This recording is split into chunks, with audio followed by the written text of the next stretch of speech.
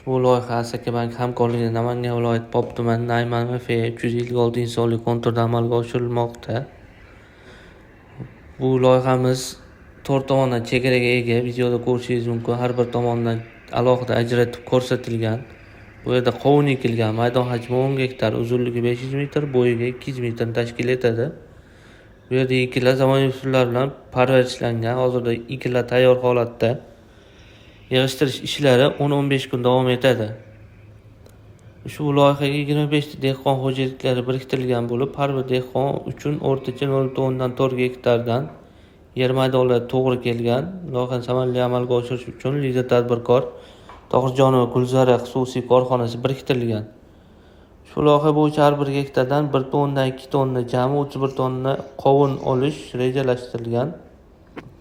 Bu ekin yig'ishtirib olingandan so'ng ikkinchi ekinga loviya ekish jarayonlari amalga oshirilmoqda va yer egalarining daromadlari yanada oshirib boriladi.